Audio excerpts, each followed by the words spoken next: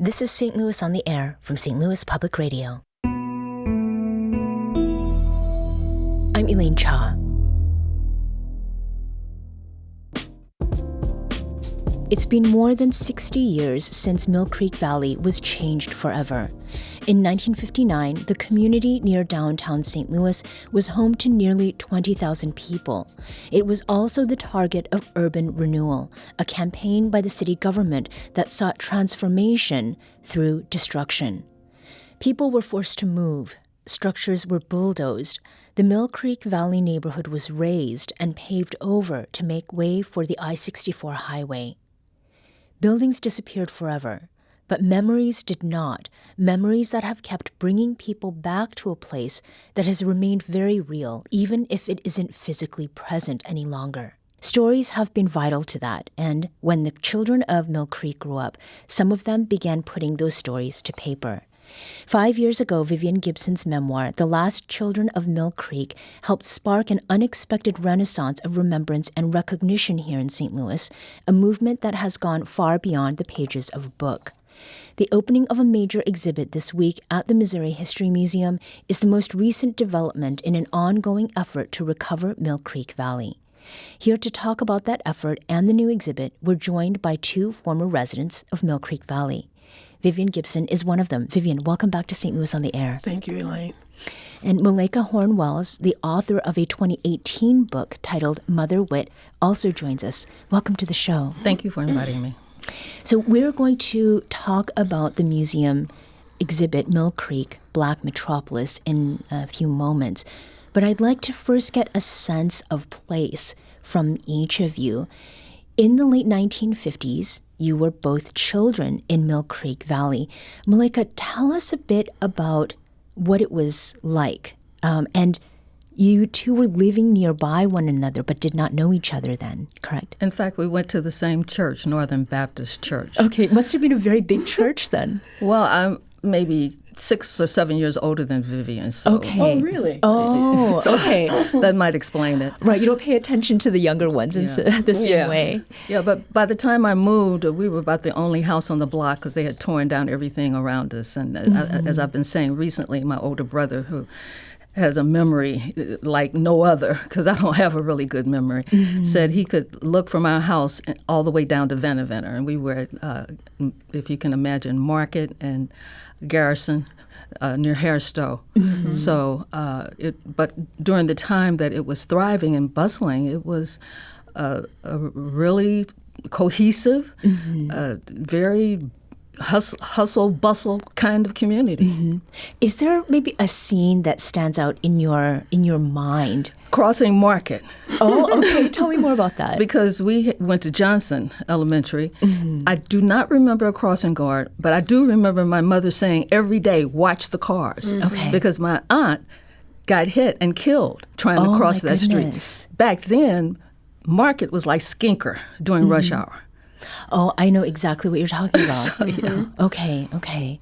And Vivian, how about for you? What do you remember? What is a scene that you recall of growing up in Mill Creek Valley? Well, certainly Market Street was a demarcation. It was like across Market Street was like going out of the neighborhood. And when you're a child, your block is your neighborhood. So Malaika probably lived maybe 3 blocks away, but that was a very far. You lived and played in your block with your friends on your block. We had our own confectionaries. Just about every other corner was a confectionery. As a matter of fact, sometimes when I talk to people today, they talk about, oh, Mr. Scott was my confectionery, or Mr. Cotton was my confectionery.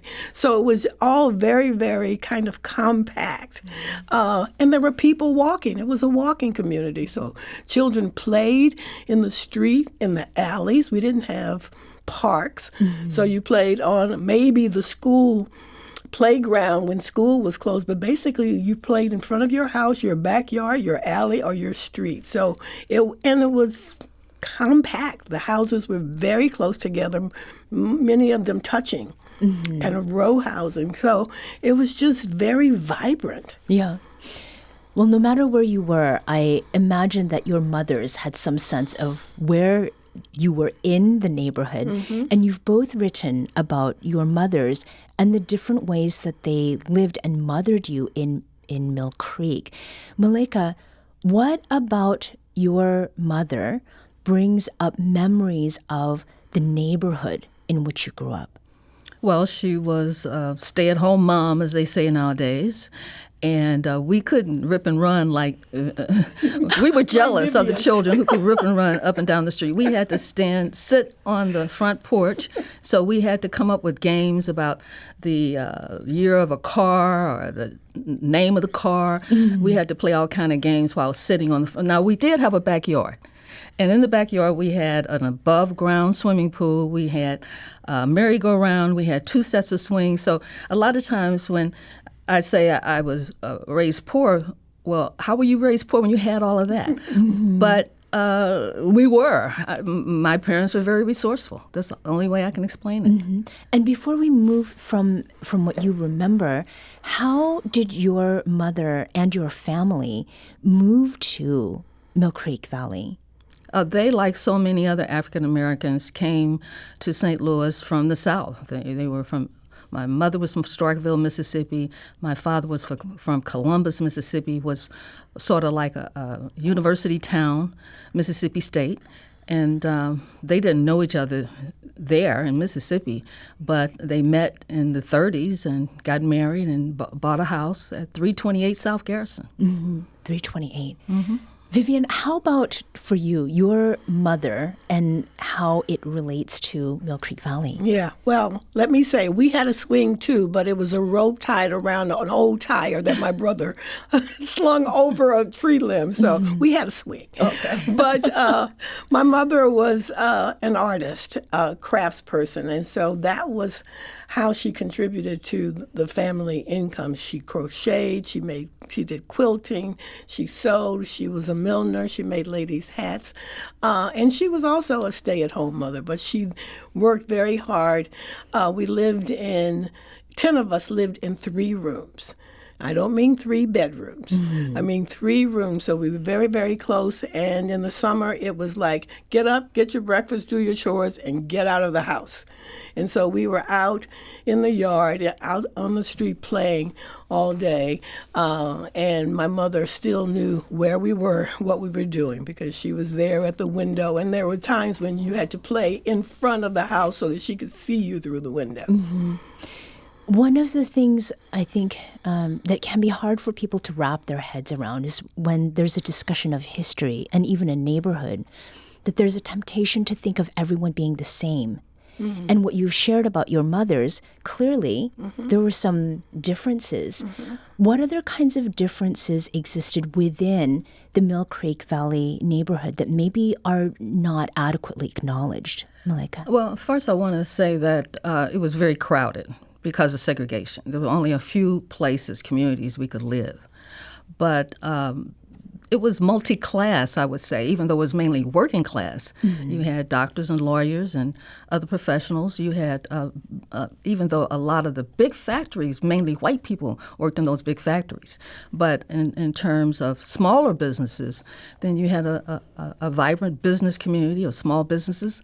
And then you had these gig workers, as we would say nowadays. You had the snowball man, you had the skin man, you had the watermelon man, you had the coal man, all man. And they would go up and down the street. That's why it made it so much more interesting and exciting to live there, because you saw how entrepreneurial these people were trying to make a living, even though there was job discrimination. So that was one part of it. Yeah. There was even the junk man in the alley. The junk man. There was all kind of because selling. People put their trash and their garbage in the yard in the alley, and they weren't picked up regularly, and so there was a whole career out of picking through what people had thrown away. Now, we are talking largely because there is this new museum exhibit opening this weekend at the Missouri History Museum. It's titled Black Metropolis. Both of you have visited the exhibit. How much of what we have talked about so far shows up in what you've seen, Vivian? I think it shows up pretty well. I think Gwen Moore, the curator of this exhibit, who is Malaika's sister, and so she also was born in Mill Creek, so she had a real personal connection to this exhibit, and a lot of what we talk about shows up. I even learned a lot, and it's very comprehensive, I feel. So I think you'll have a good sense of what Mill Creek was like when you finish this exhibit, and how diverse it was. I like to think of it as a diverse community. Your teacher could have also gone to your church, could have been in a club with your mother. Clubs were very, very big in the Black community in those days. A lot of things that we didn't have access to, we put together in this community ourselves. The schools, the churches. There were 43 churches in Mill Creek, and 42 of them were demolished. That is a breathtaking fact. I mean, the number is one thing, but what was lost in those churches being destroyed. Did it feel in any way like a return to your childhood home, Malaika, seeing the exhibit so far? Well, I have been a volunteer at the working on this project for the last 2 or 3 years since I retired. So, and my job was to do the research on the schools, the churches, and I did, my idea was to do Vashon Notables because I hope I'm being fair here, but the view is that people who graduated from Vashon, as I said recently, were a bunch of losers, and they weren't. We had a lot of winners, and so it's not exhaustive, but I have come up with scores of people who've done fantastic. Elston Howard, for example, who broke the color barrier for the New York Yankees. Norman Say, Maxine Waters. In fact, I began to Percy Green, Bobby Wood. I said there was a lot of activists who came out of Mill Creek.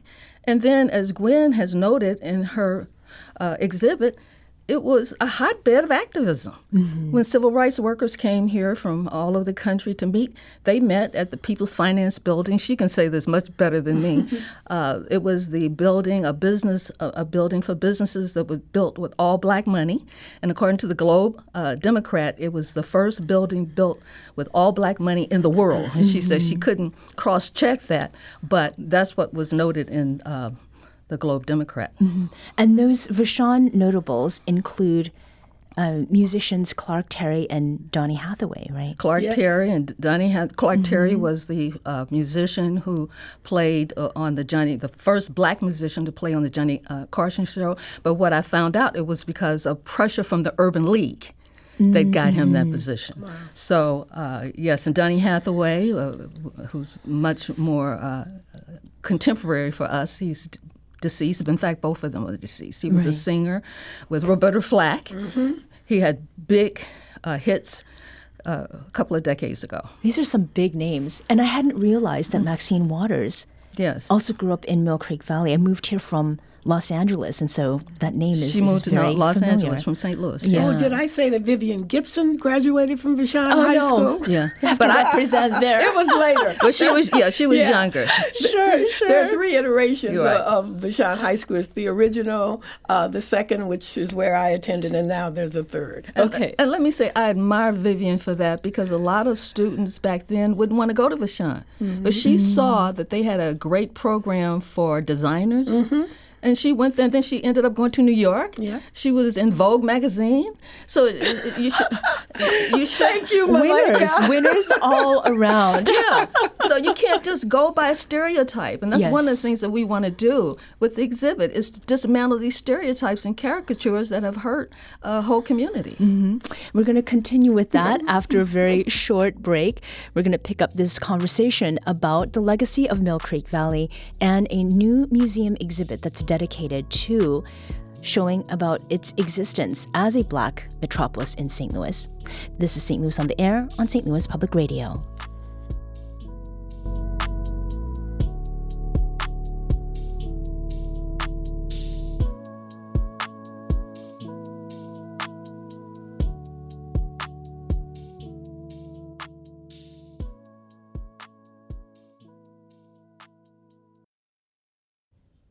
Welcome back. Let's return to our conversation with two former residents of Mill Creek Valley. The neighborhood in St. Louis was destroyed in 1959, but in recent years there's been a major push to commemorate what it meant and what was lost. We're here with Vivian Gibson and Malaika Horne Wells. They both grew up in Mill Creek Valley, and each has written a book about their experiences there. Now, the exhibit and the effort to bring Mill Creek Valley to life, that has gotten some real national attention, and it includes a lengthy article written by local journalist Valerie Schrempp-Hahn, published in the New York Times a couple weeks ago. The piece notes that there was very little left physically after the destruction, and the Times mentions that the exhibit is, quote, light on objects. So, Malaika, talk with us about that. What is the challenge in telling a story of a place when so many of the objects, the artifacts about day-to-day life are just no longer here? That's an important question. Because the community was erased, including the name, because now it's called Downtown West, there was very little collections, even at the Missouri History Museum. Now we do have the African American History Initiative, I think it's called, that's promoting and encouraging people to African Americans and others to contribute. But it was a heavy lift because back then, even in the newspapers, they didn't cover black people at all. In fact, Gwen Moore says they didn't even cover black crime. So, it was a very difficult kind of project. But with oral histories and with the excellent work of Gwen Moore and her assistant Mark Lohr and myself, we were able to put together, I think, a really credible presentation of that community. Mm-hmm. Vivian, your latest project is not a book. Mm-hmm. It is a documentary. Mm-hmm. Talk with us about remembering Mill Creek when we were there. Well, I wrote the book, and it's about my life, my family, my neighborhood, but I knew there were more stories. And I am well beyond 75, and I knew that at some point there were people even older than I that we needed to get these stories documented. So I set out to find former residents and interview them and do this documentary. So we had stories. I was probably 10 or 11 when we moved from Mill Creek, but there were people who had their entire childhood years in Mill Creek who were older than me, who had a different perspective on what life was like. They went on to college, went on to the military, and so I wanted those stories. So I got a message from a young film director who told me that he was the son of Melvin Butch Lattimore that he had read about in my book. Mm. And at the end of a charming conversation with him, he said, "Oh, by the way, I'm a film director, a filmmaker. If I can help you, let me know." And that's how it got started. Mm-hmm. So I found 18 former residents, and we interviewed them about their experience living in Mill Creek, and importantly, what it was like to watch it disappear. Mm-hmm. And so that's what we're doing. So we have a 21-minute documentary, another 15 hours or more of video. Mm-hmm. Yeah, so who knows where it's going to go from here. So obviously then the film has not been released, but you did share a portion of it with us. Here are some of the voices of the former residents who remember Mill Creek Valley as home. You could be rich in this neighborhood, or school teachers in this neighborhood, there were factory workers in this neighborhood, but it supported each other. It was our own society. Everybody took care of everybody else. We paid attention, we loved each other. Well, we cared for one another, for one thing. If grandmother got extra food, she would share it with her neighbors.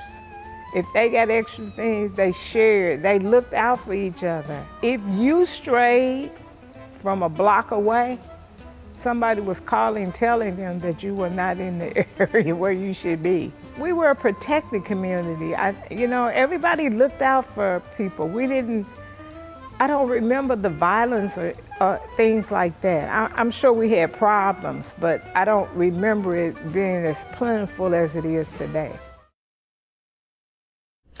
Vivian, you've been working on this film, so this is not unfamiliar, but in this situation we're right now, in this context, what stands out to you about what we just heard? Joy.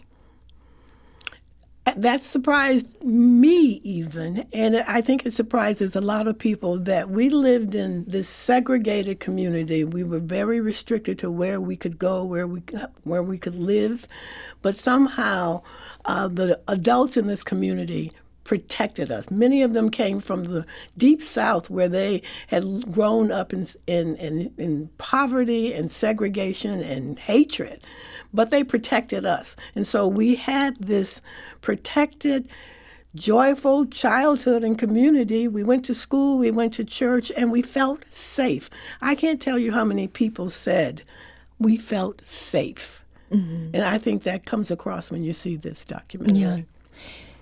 You've just mentioned joy. Is joy reflected in the exhibit, Malaika? I believe so. I went through it fairly quickly the other day because it's not opening until the 15th. But I also wanted to say that, like Vivian's documentary, what we want to do is focus on the people. The reason why we don't have Mill Creek, because they focus too much on, or almost exclusively, on the buildings. And so if you think about a group of people who made lemonade out of lemons, and this is based on a theory of W.B. Du Bois that talks about segregation versus congregation. We're in this situation, let's make the most out of it, and that's what happened. But I just want to say this one last thing. I think that this is divine providence. To have Vivian Gibson do a book and a documentary, Gwen Moore doing an exhibit. Then I always talk about Lois Conley, who is head of the Griot Museum, and myself, all growing up around the same time. And now here we are, maybe 60 years later, talking about it here at your outstanding radio station. I have to say, it's much more than just what's happening on the ground. It's something going on. It's divine providence. And it's not the men. It's not the snowman. It's not the... Yeah, it changed, didn't it? It's a group of women. It changed, didn't it? With the oral histories that you all have been able to gather, was there anything about, identifying people who are willing to talk with you that was a challenge? Men. Oh, boy. When I sought people to interview for this, men said no, hands down, a lot of them, and I panicked. I had one man, and then he called 2 days before and canceled. So I got on Facebook, and I said, I need men. Call your husbands, your brothers, your fathers, and ask them to talk to me. And sooner or later, one or two came, and even that one came back. So I was able to have a good balance of men. I started getting more recommendations. Okay. Yeah. And do you think that there's room for more with the film that people, the special screening that people are going to see on Saturday? Yeah, I think there's more. As I said, we had a lot of footage that we did. And I want to mention the young man who is the director. His name is Khalid Abdul Qadir. And he was very just passionate about this project. His father was my brother's best friend, and I wrote about him in the book. And when he called me that day, he said, I'm walking around campus looking for the places you wrote about in this book, and they're not here. And so I really hope, and he's an interesting young man, so I hope we'll hear more from him as well. What is missing is one thing. What do we have that is really important, Malaika? Well, I would think connections, and here's a little story. Dr. Corman Charleston, who was on our advisory council, she was in the same class with my brother, who is a retired federal judge. And he used to complain about her because she got her cookies and milk first. But He's still saying that. But when we're at a meeting recently, and the researcher, Mark, had found a photo, and Gwen of these Johnson students, and she was on it in her majorette outfit because we had a drum and bugle corps at Johnson to show that, impeccably dressed. She was shocked to see a photo that she hadn't seen before. So I think connections. I think the documentary does it. I think the exhibit does it. The books do it. But one last thing, though. Before this, very few people had heard of Mill Creek.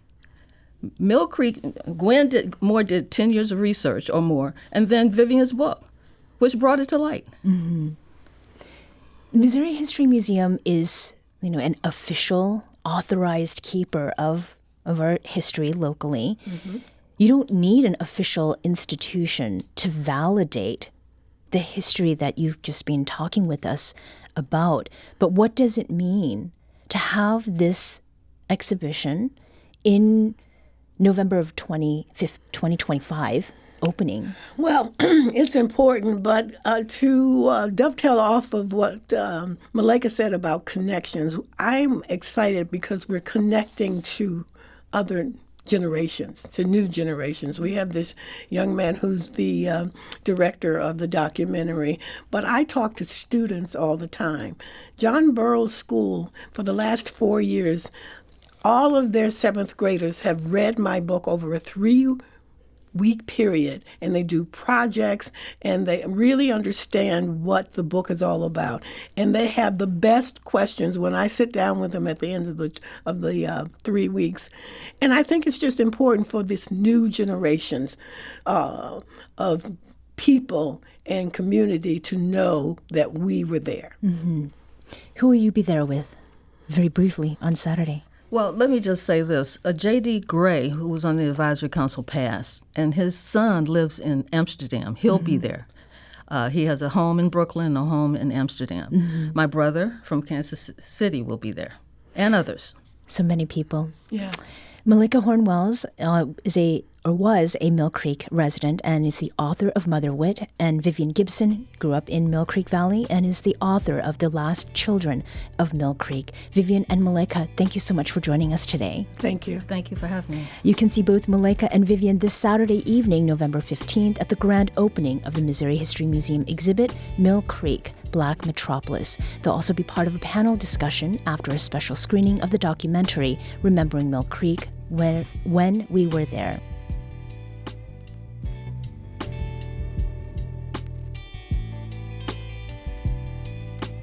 This episode was produced by Danny Wissentowski. Audio engineering and podcast design by Aaron Dorr. Our executive producer is Alex Hoyer. St. Louis on the Air is a production of St. Louis Public Radio. Understanding starts here. Do you find yourself regularly listening to episodes of St. Louis on the Air? Suggest us to a friend you think might enjoy our conversations, and leave us a review and rating on Apple Podcasts on the App Store. It's the simplest way to help people discover our show. Thank you. St. Louis Public Radio is a member-supported service of the University of Missouri St. Louis.